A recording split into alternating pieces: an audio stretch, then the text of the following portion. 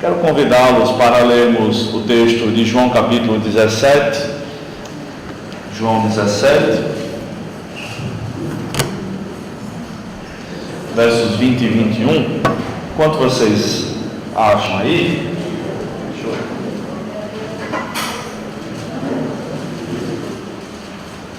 eu vou falar logo sobre os livros agora, porque depois eu esqueço. Eu já deixei para falar no final, e aí eu vou embora e não falo. E é melhor acabar com a palavra, né? Do que com propaganda, né?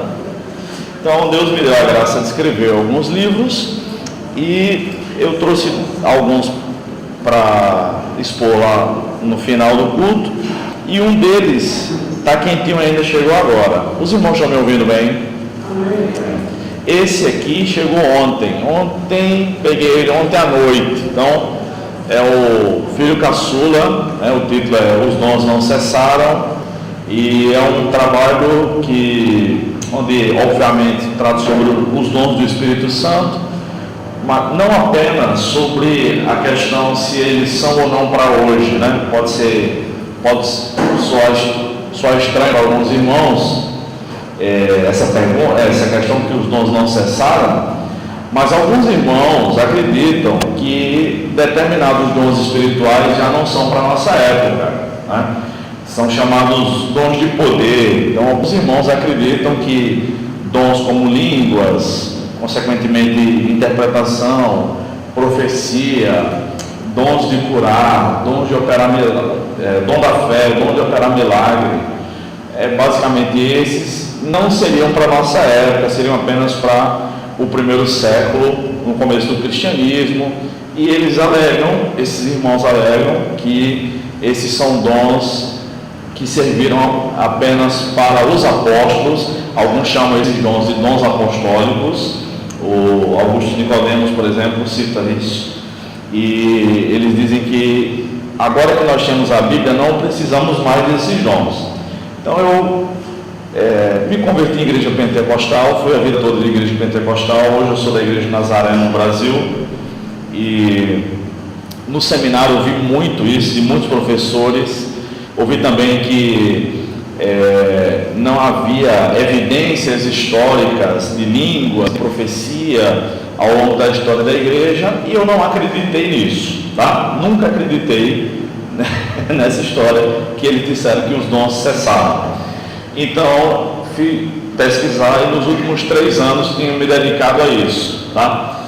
E esse livro é fruto dessa pesquisa intensa de 3 anos, mas eu já vinha pesquisando acerca disso, tá bom? Então não é só sobre isso, há uma refutação a essa ideia que é chamada de cessacionismo. Os irmãos que pensam que esses dons cessaram se enquadram numa linha teológica chamada de cessacionismo. Há uma refutação aqui aos 15 principais argumentos do cessacionismo, mas isso é apenas parte de um capítulo. O livro é composto de 10 capítulos, e os irmãos podem dar uma folheada no final do culto, tá? Trouxe outro para mostrar também, que é sobre pregação. O título é Pregando as Escrituras. Alguns tem aqui, né, Carlão? Você tem isso, né? Carlão tem, pronto, pelo menos Carlão tem. Que eu lancei no começo do ano, tá bom? Então, esses livros estarão à mostra ali ao final do culto. Se algum dos irmãos quiser dar uma olhada, tá bom? Será um prazer. Acharam o texto? João, capítulo 17. Muito bem. Então, João, capítulo 17, versos 20 e 21. Diz assim: E rogo não somente por estes, mas também por aqueles que virão a crer em mim pela palavra deles, para que todos sejam um, assim como tu, ó Pai, és em mim, e eu em ti, que também eles estejam em nós, para que o mundo creia que tu me enviaste. Vamos orar mais uma vez, irmãos? Deus amado, louvado seja o teu nome. Obrigado por esta igreja, Senhor, que está completando o aniversário.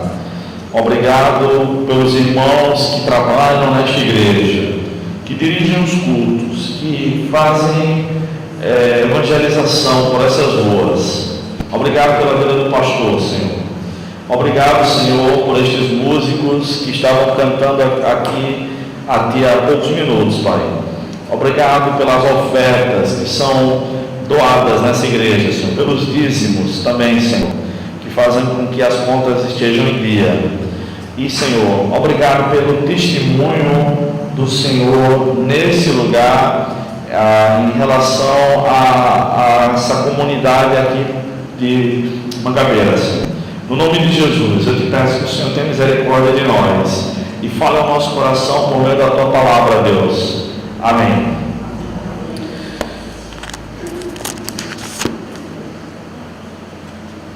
Meus queridos, nós temos preferências pessoais. Nós gostamos de muitas coisas diferentes. Nós torcemos para times de futebol diferentes. Nós temos preferência por morar em casa ou apartamento. Nós gostamos de nos vestir assim ou assado. Nós votamos em candidatos diferentes nessas eleições. E era isso que o pastor estava se referindo em parte de sua fala. Nós temos estilos de cultuar diferentes nas mais diversas igrejas evangélicas. Nós temos costumes, manias diferentes. Uns funcionam melhor pela manhã, outros funcionam melhor à noite. Uns gostam de dormir muito, outros gostam de dormir bem pouquinho e não sentem falta. Uns gostam de comer bem pouquinho, outros mais. Nós somos diferentes. Deus nos fez diferentes. E não há nenhum problema nisso. Os discípulos de Jesus, os primeiros discípulos, também eram diferentes. Eles eram de lugares e de tradições diferentes. Embora os 12 apóstolos fossem todos judeus, tivessem todos a mesma base religiosa, mas eles tinham também suas diferenças. Havia um dos apóstolos, um dos 12, que era Zelote, Simão Zelote, um ex-zelote. Os zelotes eram um grupo político-religioso, mais ou menos, que buscava a libertação do povo de Israel do Império Romano, que naquela época Israel era apenas uma colôniazinha romana. Para vocês terem ideia, o país inteiro de Israel é menor do que o menor estado do Brasil, Sergipe. E eles queriam essa libertação. Então os zelotes eram como mais ou menos os petistas da década de 80, aqueles que iam para a rua, que quebravam as coisas. Enfim, eu vi isso também na minha época, né? Não só na década de 80. Um deles se tornou apóstolo. 7 dos 12 apóstolos haviam sido pescadores profissionais. Se você olha, passa mais algumas páginas e vai para João capítulo 21, você vai ler uma história que os apóstolos estavam pescando. E nós sabemos que o nome de alguns deles, alguns são mencionados. Pedro, que é o outro Simão, tá? Não é esse Simão Zelote. Tiago e João, que eram irmãos e que também eram primos de Jesus, eram pescadores, e mais 4 deles. Então o time ministerial de Jesus era formado por 7 ex-pescadores, um zelote, um ex-contador, vamos dizer assim, cobrador de impostos, que era Mateus ou Levi, e outros que também tinham suas peculiaridades. Mas Jesus foi trabalhando ao longo dos 3 anos de ministério com cada um deles. 2 deles, Tiago e João, que eram primos de Jesus, eram os filhinhos de mamãe. Vocês estão bem lembrados que em certa ocasião a mãe desses meninos, mimadinhos demais, chegou para Jesus e pediu: Senhor, permite que quando vieres no teu reino, as coisas mais lindas do mundo, que são Tiaguinho e Joãozinho, fiquem sentados do teu lado, no trono.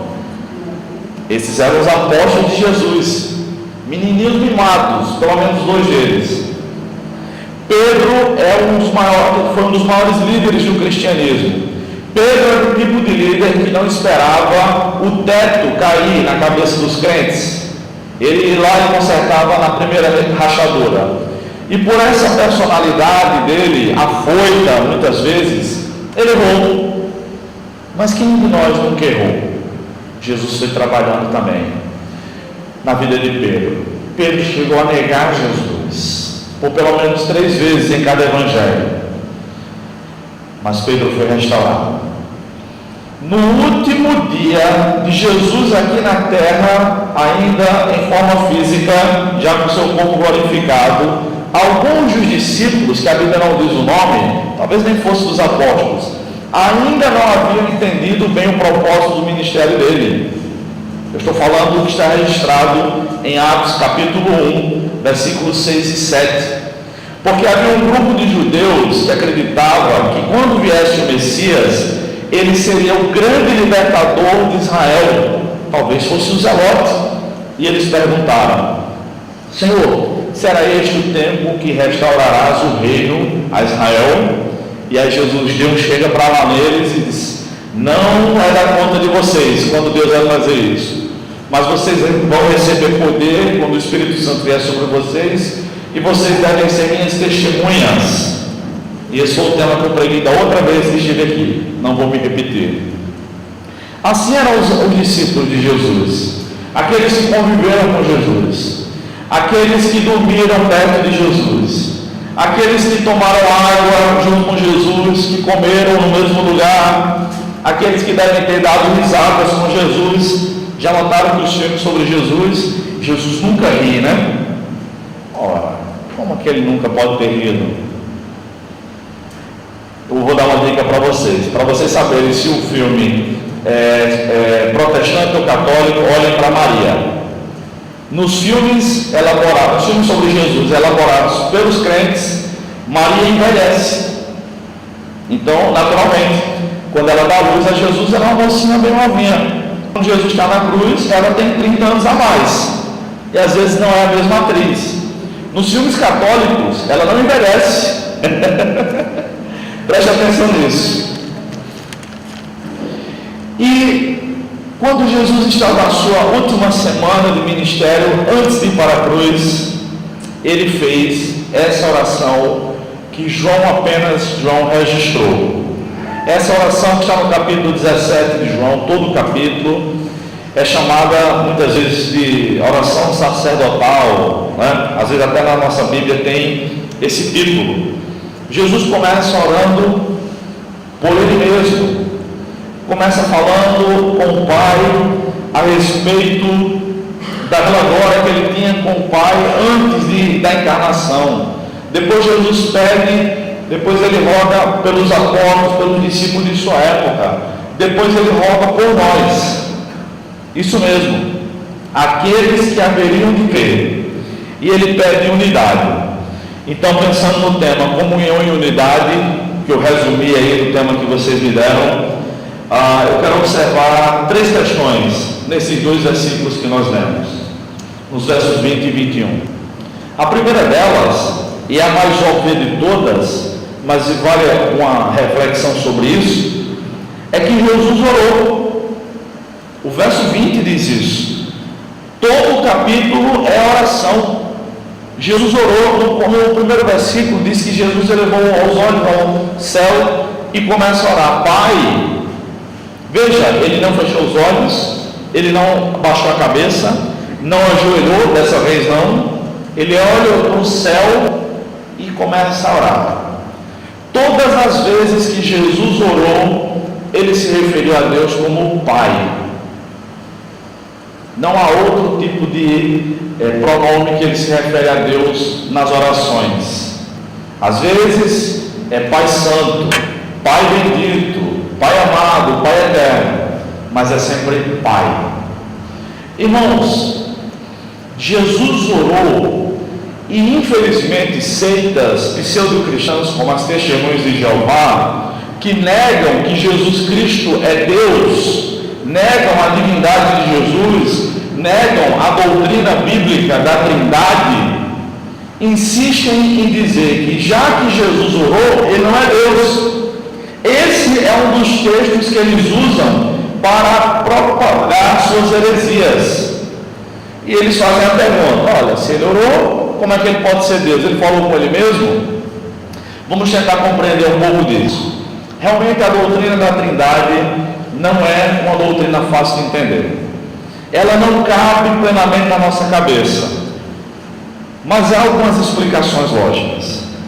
O Wayne Grudem diz que Deus, ele define a Trindade da seguinte maneira: Deus existe eternamente em 3 pessoas, Pai, Filho e Espírito Santo. Cada pessoa é plenamente Deus e existe um só Deus.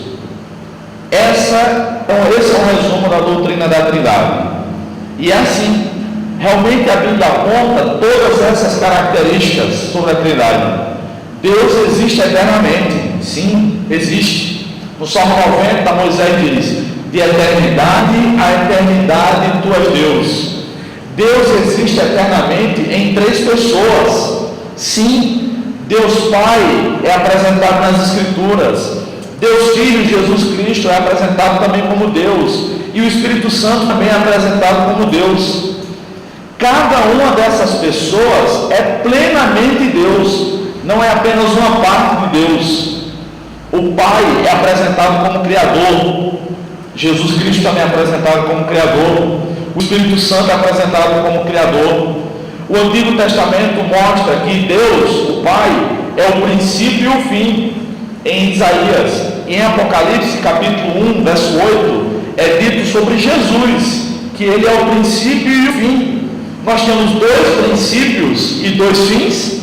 Não, nós temos um só Deus. É dito em Isaías que ao nome de Deus, o Pai, todo o joelho se dobrará e toda a língua confessará que é Deus.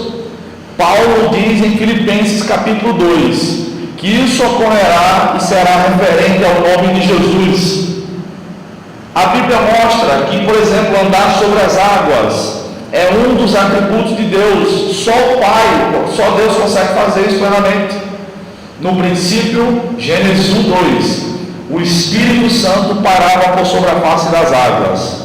Deus anda sobre as águas.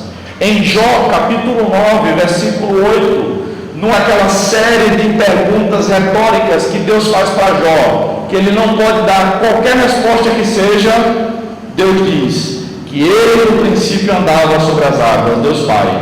E nós vemos nos evangelhos, por pelo menos 2 ocasiões, Jesus andando sobre as águas. Mas você deve estar pensando em Pedro. Pedro não andou sobre as águas pela própria força. Ele pediu autorização a Jesus e ele afundou. Lembra que Pedro era pescador? Pois é, a gente lembra, mas ele mesmo esqueceu disso quando começou a afundar. E ao invés de nadar, como todo pescador sabe nadar, ele pediu ajuda a Jesus. Mas será que Pedro não é uma exceção, que era um pescador que não sabia nadar? João prova que não. Em João capítulo 21, mostra um pouco mais da ansiedade de Pedro. Quando os discípulos vão num barco até a praia encontrar-se com Jesus, Pedro não aguenta de tanta ansiedade, ele mergulha e vai nadando. Ele sabia nadar, mas só Deus sabe andar sobre as águas. Jesus ora ao Pai, porque Deus existe eternamente em 3 pessoas, sim. Cada pessoa é plenamente Deus, sim. Mas há um só Deus. Não há 3 deuses. E para que a gente consiga entender um pouco melhor essa união eterna e trinitária, a Bíblia nos dá algumas dessas pistas que eu estou mencionando. Poderia falar aqui horas e horas, porque são muitas evidências da Trindade na Bíblia. Mesmo assim, irmãos, alguns insistem em dizer, mas a palavra Trindade não aparece na Bíblia. É verdade. A palavra desodorante também não aparece na Bíblia. Mas se a gente não usar, vai dar problema. Muitas outras palavras foram criadas, irmãos, ao longo do cristianismo, e são termos que nós dizemos que são termos teológicos. E a teologia serve, sobretudo, para tentar nos explicar um pouco melhor a Bíblia. Jesus orou Sim, mas isso não é novidade. Não é novidade dos evangelhos. Isso já estava presente nos Salmos. Por exemplo, se você abrir comigo o Salmo de número 45, versículos 6 e 7, Davi diz o seguinte, Salmo 45, versos 6 e 7: O teu trono, ó Deus, subsiste pelos séculos dos séculos, e o cetro do teu reino é cetro de equidade. Lembram que Hebreus 1 faz menção desse versículo? Cita literalmente. Davi segue dizendo no verso 7: Amaste a justiça e odiaste o pecado. Por isso, Deus, veja, Davi está falando com Deus, e ele diz: por isso, Deus, o teu Deus te ungiu com o óleo da alegria, mais do que a teus companheiros. O que significa isso? Significa que Davi está dizendo para uma das pessoas da divindade: por isso, Deus, o teu Deus. É como se ele estivesse dizendo: por isso, Deus Filho, o teu Deus, o Deus Pai. Jesus tem um Deus, é o Deus Pai, é o nosso Deus. Jesus mesmo falou isso, irmãos, em João capítulo 20, verso 17, quando ele ressuscita. Maria Madalena tenta ficar com Jesus mais um pouquinho ali, tenta segurá-los, como quem diz: não vai agora, fique comigo mais um pouco. E em João 20, 17, Jesus diz exatamente o seguinte: não me segures, ou não me detenhas, ou não me toque, pois ainda não voltei para o Pai. Ainda havia muita coisa para fazer. Ele não havia voltado para o Pai definitivamente. Mas vai a meus irmãos e dize-lhes que estou voltando para meu Pai e vosso Pai, meu Deus e vosso Deus. Mesmo Jesus dizendo que está voltando para o Pai, que é o seu Deus, ele é adorado por Deus. No mesmo capítulo, quando Jesus aparece para os discípulos a primeira vez, Tomé não estava no meio deles. E depois Jesus aparece de novo, e Tomé está lá. E Tomé havia dito: se eu não colocar o meu dedo no buraco das suas mãos, eu não vou acreditar. E aí, em João capítulo 20 ainda, versículo 28, Tomé se rende a Jesus e declara o seguinte, João 20, 28: Senhor meu e Deus meu. Jesus ora, ele ora ao Pai, porque ele é o Filho de Deus encarnado, que veio para cumprir a missão de morrer para nos salvar. Isso não significa que ele não seja Deus, muito pelo contrário.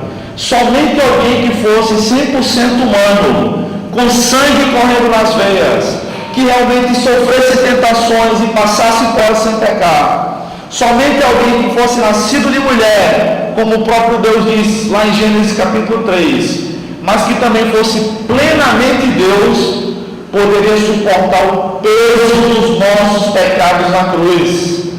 Alguém que fosse apenas humano não existiria, não seria capaz de nos salvar, teria nascido em pecado e não teria o sangue puro para nos purificar. Por isso que só há um Salvador, e é Jesus Cristo. O único que tem de ser Deus 100%, é também homem 100%, orou por nós e também entregou sua vida para nos salvar. O que as testemunhas de Jeová precisam compreender é que se elas não crerem que Jesus Cristo também é Deus, elas perecerão eternamente.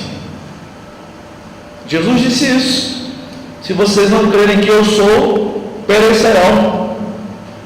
Não há salvação para quem não acredita que Jesus Cristo é Deus. Não há. Jesus orou, irmãos, e as implicações disso são muito profundas. Se Jesus, sendo Deus, orou, nós também devemos orar. E como é que Jesus orou? Jesus orou mais do que qualquer ser humano em qualquer época da existência humana. Em Lucas capítulo 4, é conhecido como o quádruplo capítulo do Espírito Santo. Lucas 4:1 diz que Jesus vem de tal lugar e vai para tal lugar, pelo poder do Espírito. No verso 14 diz exatamente a mesma coisa, ele vai também para outro lugar, vai para o deserto, pelo Espírito. Aliás, que vem do deserto pelo Espírito. E no versículo 18, ele lendo as Escrituras diz que o Espírito de Deus está sobre ele. Ele diz: o Espírito de Deus está sobre mim. Jesus orou e foi guiado pelo Espírito o tempo todo. Muitas vezes Jesus passava o dia inteiro ensinando a palavra de Deus, expulsando demônios, discutindo com os fariseus, com os saduceus, com os sacerdotes, curando, enfim, trabalhando o dia inteiro. E ele não ia dormir. Ele subia ao monte, às vezes sozinho, às vezes acompanhado de alguns discípulos, passava a noite inteira em oração, 12 horas de oração. Descia do monte e começava tudo de novo, só ia descansar no outro dia. A gente precisa lembrar que Jesus era um jovem de 30 anos quando começou seu ministério, que às vezes não dá para, talvez não dê para fazer isso com 70 ou 80 anos, mas ninguém orou como Jesus orou. Jesus orou também com intimidade com Deus Pai. Deus, nas orações de Jesus, não é um ser distante. Uma vez eu vi um pastor dizendo que conhecia um irmão que orava assim: Senhor Doutor Deus. Quanta formalidade, irmãos. Às vezes a gente não usa essas palavras, né? Mas faz mais ou menos assim. Leia os Salmos, veja como aqueles crentes do Antigo Testamento oravam. Não há nenhuma formalidade nas orações dos Salmos. Salmos são músicas, e muitas músicas eram na verdade orações, como a gente faz ainda hoje. Eles dizem: meu Deus, o Senhor se esqueceu de mim. Às vezes eles pedem ajuda para uma causa específica, eles dizem: meu Deus, o Senhor sabe que nessa questão eu tenho razão, que eu fui fiel a Ti nessa questão. Eles não estão dizendo que não pecam, que nunca pecaram, não. Tem questões que às vezes a gente sabe que a gente não errou, que está sendo acusado injustamente. Era assim, irmãos, que os salmistas oravam. Os salmistas oravam com o coração aberto. Jesus, mais ainda, nós também devemos orar assim com o coração aberto. Jesus orou constantemente. No começo do seu ministério, quando ele é batizado, ele ora. Ele sai das águas e ora. Na cruz ele ora. Ele morre orando. Ele morre pedindo por aqueles que estão crucificando: Pai, perdoa-os porque não sabem o que fazem. Nós devemos orar assim também, irmãos, pedindo misericórdia para os incrédulos, pedindo que eles sejam abençoados por Deus. É assim que devemos orar também, irmãos. Em segundo lugar, esse texto nos mostra que Jesus orou por todos os crentes de todas as épocas. Estou me referindo ao nosso texto base, né? De João capítulo 17, versos 20 e 21, que diz assim: e rogo não somente por estes. Ou seja, Jesus não estava orando apenas por aqueles que estavam ali com ele, mas também por aqueles que virão a crer em mim pela palavra deles, por outros crentes, por outras pessoas que se tornaram crentes após a morte de Jesus. E Jesus orou para que nós sejamos um. Irmãos, Jesus orou por nós. Jesus intercedeu por nós. A gente não sabia que um dia viria a existência. Na verdade, eu acredito que a gente só sabe que está vivo de verdade quando se encontra com Cristo. Alguns acham que perceberam, que estão vivos com 6, 7 anos de idade. Mas eu acredito que não, irmãos. Eu acredito que não. Conversando com inúmeros crentes, eu já ouvi muitos crentes dizerem, cada um com as suas palavras, é claro, algo do tipo: eu não sabia para que eu vivia feito um animal, eu não vivia, eu só dava tristeza aos meus pais. Mas aí se converteram, se entregaram para Cristo e passaram a dizer: agora eu sei para que eu vivo. Eu vivo para Jesus. Irmãos, Jesus orou por nós, pedindo que o Pai nos guardasse, que o Pai nos livrasse do mal. Ele também ensinou que os seus discípulos, e cabe a nós hoje em dia, como seus discípulos, orassem também. Na oração que nós decoramos na infância, chamada de Pai Nosso, porque é assim que ele começa orando, como sempre, né? Pai. Ele nos ensinou a orar: livra-nos do mal. Essa semana foi uma semana bem conturbada para o nosso país, uma semana de tristeza. Um assassino entrou numa igreja católica em Campinas, como todos nós vimos, armado, com a arma ilegal, diga-se de passagem, matou 4 pessoas e feriu outras 4, se não me falha a memória. Matou 5? Não entendi. Sim, se matou, né? Isso. Também nessa semana, e acabou de se entregar à polícia, o tal do João de Deus. Ele está casado pela 10ª vez. Será que isso não diz alguma coisa sobre a pessoa? 350 casos de denúncia de abuso e de estupro, entre eles de uma filha, que ele abusou durante 10 anos, dos 10 aos 20 anos de idade da menina. Que tristeza, irmãos. Que tristeza. Nós estamos vivendo uma época descrita nas Escrituras por Paulo, entre tantos textos bíblicos, onde não haverá amor nem para com os seus familiares. É assim que os incrédulos vivem. O advogado, eu vi ele falando há pouco antes de sair de casa, disse que acredita na total inocência do seu cliente. Eu estava conversando com a minha esposa, dizendo: tá bom, então coloca ele, se ele não for condenado para prisão, se ele tiver que pagar alguma assistência comunitária, para ser o motorista da sua filha e da sua esposa, né? Já que você confia tanto nele, falando com a televisão. Acho que todo mundo faz isso, né? Pelo menos quando está vendo futebol faz, né? Nós precisamos orar, irmãos, pedindo que Deus nos livre do mal. Nós precisamos também vigiar, cuidar das nossas crianças, que estão sendo alvo há tanto tempo dos planos de Satanás. Há uma deputada federal, eu nem sei se ela foi reeleita, ela lá em Brasília, chamada Érica Cocai com Y, vocês podem ver no YouTube, onde ela afirma numa de suas palestras que a última barreira que precisa ser quebrada para a implantação do socialismo é o incesto, o sexo entre irmãos e entre pais e filhos, né? Ela não está explicando uma teoria, ela está defendendo, e ela é uma deputada federal, ela ajuda a fazer as leis do nosso país.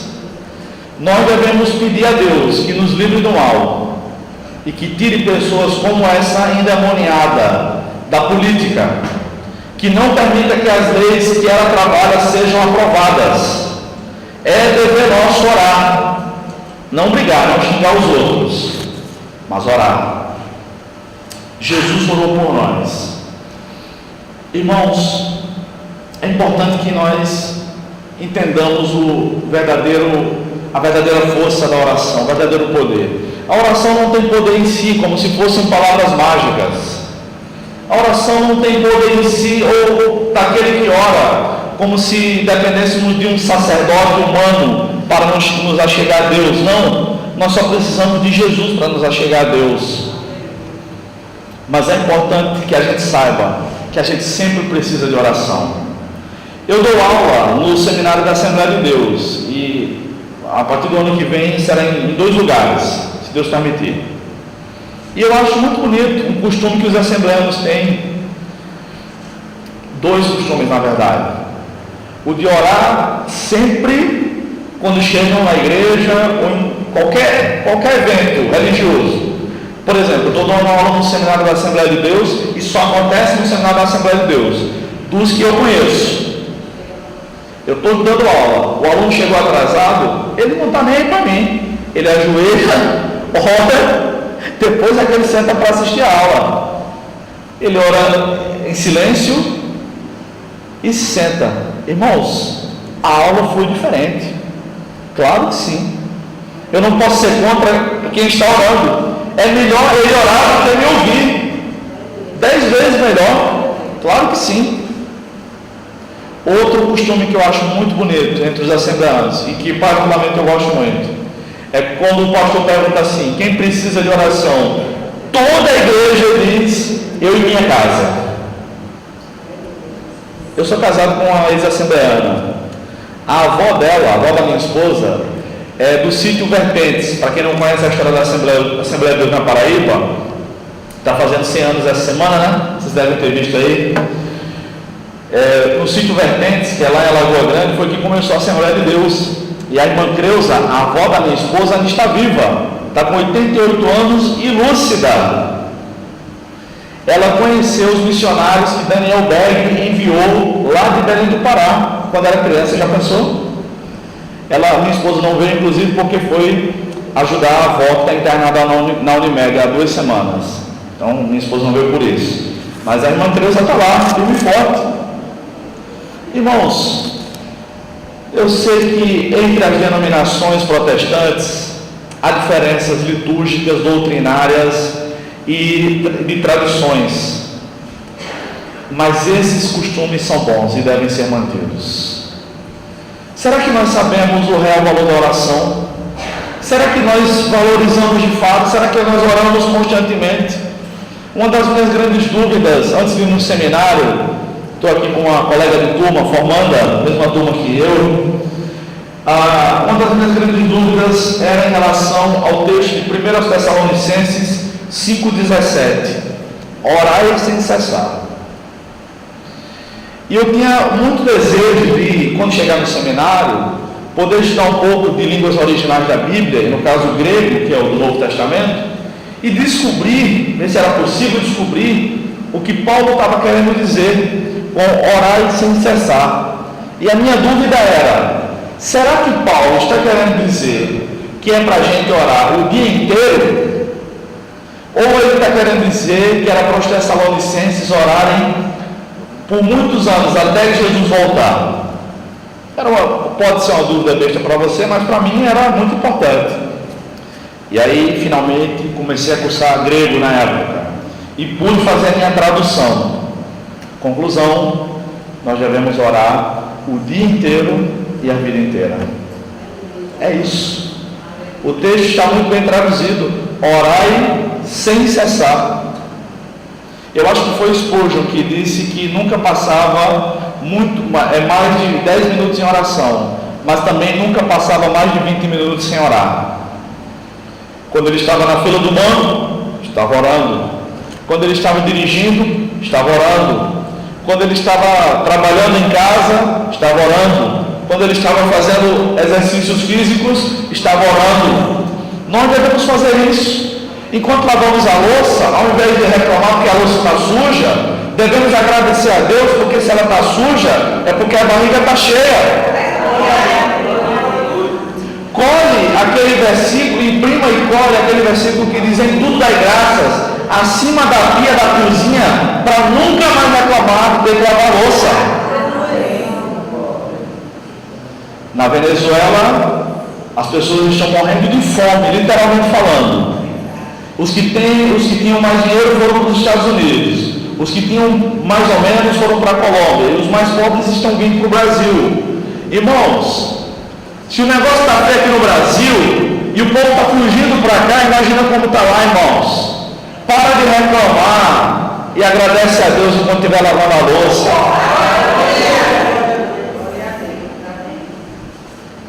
Às vezes a gente reclama, e é como a história que eu ouvi uma vez o pastor contar no Natal.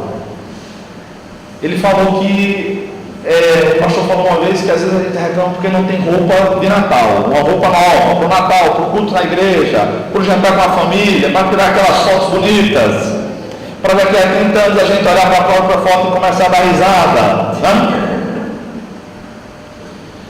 E ele reclamando, tinha um camarada que estava reclamando porque não tinha dinheiro para comprar um sapato novo. Ele reclamou o dia inteiro. Ele sentou numa praça e passou um cara de muleta, que só tinha um pé. Os mais antigos devem lembrar daquela música, eu não lembro o nome do cantor, mas lembram daquela música, é uma música secular, diz assim: aquela nuvem que passa lá em cima sou eu?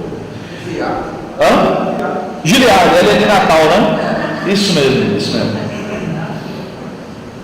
Eu vi o cantor explicando como ele fez essa música, eu vi isso há poucos meses. E ele era cantor, ele canta bem, ainda hoje, eu acho que ele canta bem. Eu não canto, eu tenho uma mania feia, eu toco violão às vezes em casa, num tom e canto no outro, tá? Uma mania que eu não recomendo para ninguém. E Giliard disse que estava atravessando, acho que lá no Rio de Janeiro, né, de Niterói para o Rio de Janeiro, se não me falha a memória, e reclamando, e começou a reclamar com Deus, ele sozinho naquela balsa lá, assim, sozinho assim, não tinha nenhum amigo ou parente perto. Sai da minha casa, sai de Natal, da casa de mamãe, vim para cá, correria danada, gravo, canto, faço show que não faz sucesso. E ele disse que Deus falou com ele, irmãos. E ele dizendo: cadê o Senhor? Cadê o Senhor? Será que só existe? E ele disse que começou a chorar, porque ouviu no coração, dizendo: tá vendo? Aquela nuvem que passa lá em cima sou eu. E o resto da música eu não lembro, mas vocês que lembram, não é uma música romântica, é uma música de Deus, que ele está cantando para Deus. Irmãos, um incrédulo agradecendo mais a Deus do que muitos crentes. É um tapa de luva na nossa cara. Jesus orou por nós. Ele ora por nós ainda hoje. Ele vive para interceder por nós. E o Espírito Santo também. E Paulo em Romanos 8 diz que nós não sabemos orar como convém. Mas não se aperreie não. Jesus ora por nós, irmãos. Então nós vimos que Jesus orou. Em segundo lugar, nós vimos que Jesus orou por todos os crentes de todas as épocas. Em terceiro e último lugar, Jesus orou pela unidade dos cristãos. E eu fiquei pensando, qual era o propósito desse pedido de Jesus aqui em João 17, 21, quando ele ora assim: para que todos sejam um, assim como tu, ó Pai, és em mim e eu em ti, que também eles estejam em nós. Jesus não estava pedindo a Deus que nós fôssemos participantes da Trindade, não é isso. Ele não está pedindo a Deus que nós nos tornemos deuses. Não, ele está pedindo a Deus que nós tenhamos o mesmo propósito. Veja que Jesus nunca, ao longo dos 3 anos de ministério, nunca pediu para que os apóstolos pensassem em a mesma coisa em relação a tudo. Não. Ele nunca disse para os 11, sejam como Pedro. Ou para outros, sejam como Mateus, ou como Tiago, ou como João. Não. Jesus nos criou exatamente de maneira diferente. Deus não quer que nós tenhamos que pensar exatamente sobre tudo da mesma maneira. Não. Você que torce pelo seu time, continue a torcer. Você que tem suas preferências, que acorda sorrindo, falante, acorda sim, foi Deus que te fez assim, mas matutino, vamos dizer assim. Você que funciona melhor à noite, feito uma coruja, continue assim, foi Deus que te fez assim, saiba conviver. Você que gosta de falar alto, de dar risada alto, continue sendo feliz. Você que gosta de dar aleluia no culto, continue dando também. Você que é mais contido, foi Deus que te fez também, irmãos. Quando Jesus pede ao Pai por nós, aqueles que ainda naquela época creriam nele, e chegou a nossa hora, ele pede tendo em mente que tenhamos o mesmo propósito de levar a sua obra adiante, porque foi isso que ele exigiu dos apóstolos, dos outros discípulos de sua época, e é isso que ele deseja de nós também. Então não precisa pensar em querer mudar. Você que prega, você não precisa pregar igual outro pregador, pregue do seu jeito. Você que canta, não imite ninguém, cante, louve a Deus. Você que trabalha para Deus, trabalhe, dê o seu melhor para Deus. Mas em relação ao avanço da obra de Deus, muitas vezes nós precisamos ceder a nossa opinião, ceder a nossa vontade, para que o propósito seja único, glorificar a Deus. Olhe bem para o finalzinho do versículo 21, o propósito da unidade. Jesus diz assim: para que o mundo creia que tu me enviaste. O propósito da unidade que Jesus pede em oração ao Pai por nós é o avanço da obra de Deus, é para que as pessoas creiam em Deus. Então, quando a igreja tiver um projeto de evangelização, não seja um instrumento de Satanás para trabalhar. Coopere. Você que sabe falar bem, fale. Você que é um pouco mais recatado, mas sabe cozinhar, venha cozinhar para fazer o almoço enquanto os jovens vão sair. Coopere de alguma forma. Olhe, invista mais dinheiro. Estou em oração por uma missão chamada Nativa. É uma missão que tem líderes em várias partes do país, inclusive na minha igreja, aqui nos bancários. Né? Eu sou daquela igreja ali na principal dos bancários, igreja de Nazaré. E eu perguntei, pastor Simar, exatamente. E eu perguntei para a líder da nossa igreja lá, do Nativa. Eles vão agora em janeiro passar 20 e poucos dias evangelizando em Salvador. Quanto é que falta para vocês como pagarem as despesas? R$3.000. Se os crentes fossem mais unidos, R$3.000 era dinheiro para nós, irmãos.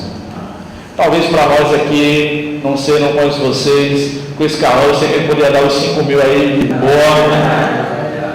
Mas irmãos, às vezes a gente deixa os jovens fazer cantina, vender trufa, fazer brechó, quando a gente poderia utilizar a energia deles só para o evangelho, e o nosso dinheiro está lá na conta, só para o governo federal emprestar ele a nós mesmos por juros mais altos, e a gente não investe na obra de Deus. A gente precisa ter mais unidade, irmãos. A gente precisa ter mais unidade. Durante o confisco das poupanças do governo Collor, vocês lembram? 91, 92 por ali, hoje não é mais possível legalmente falando. Muitas igrejas perderam muito dinheiro. Eu vi um pastor amigo meu falar isso. Eu achei que foi pouco. E eu fiquei chocado. Disse: não, pastor, como é que você fez um negócio desse? E eu entendi a posição dele. E ele disse assim: dinheiro de Deus, dinheiro da igreja, não é para estar no banco não, Bruno. É para estar em missões. Eu não sou contra que a igreja tenha uma reserva para pagar suas próprias despesas. Mas teve igreja que perdeu milhões, irmãos. Não era real ainda, né? Mas o equivalente de hoje seria milhões. Para que isso? Tem que plantar mais igreja. Tem que achar o evangelho onde Jesus ainda não foi anunciado. É isso que a gente tem que fazer. O propósito da unidade que Jesus pede aqui em oração é para que o mundo creia que o Pai o enviou. Ou seja, é para que o mundo creia em Jesus. E podemos ter nossas diferenças, todas elas, mas a gente não pode ter diferenças em relação à obra de Deus. Precisamos estar unidos no propósito de proclamar o Evangelho cada vez mais. Para concluir, irmãos, Jesus orou por nós, Ele intercede por nós ainda hoje. Ele é que sustenta a nossa mão. Não pense que você é crente porque você vai para o céu porque você deixou de cometer 3 ou 4 pecados, não. É pela graça de Deus que nos alcançou. Jesus continua orando pela sua igreja até hoje, até que cheguemos naquele dia no céu, onde a gente vai receber a nossa recompensa, um corpo glorificado, e a gente não vai mais poder pecar. Até lá, Jesus vai nos sustentar e vai orar por nós. Louvado seja o nome de Jesus. A Ele seja a glória. Eu quero dizer, não conheço vocês, só alguns de vocês, que se houver alguém entre nós que ainda não entregou sua vida para Jesus, entregue-se a Jesus. Não há outro caminho, não há outro caminho de felicidade, muito menos de vida eterna. Jesus é a única garantia de vida eterna que nós temos. Creia nele, entregue-se a Ele. Vamos lá, irmãos. Pai amado, Pai bendito, louvado seja o Teu nome. Obrigado pela Tua palavra. Obrigado também, Senhor, porque nós temos o Filho que intercede por nós o tempo inteiro. Nós também temos o Espírito Santo que intercede por nós, como diz a Tua palavra, até com gemidos que não são pronunciáveis, com gemidos inexprimíveis, Senhor. Obrigado, Senhor. Te agradeço mais uma vez por esta igreja que tem pregado o Teu Evangelho, e peço que o Senhor os abençoe, que o Senhor os dê comunhão, os dê unidade, que o Senhor faça cair por terra as divisões que porventura há nesse lugar, Senhor. Que o Senhor nos dê um espírito de unidade, que o Senhor responda a oração que Jesus fez, para que todos sejam um, e para que o mundo creia que o Senhor enviou Jesus Cristo, Pai. Em nome de Jesus. Amém. Amém, irmãos. Obrigado pela paciência, pela oportunidade.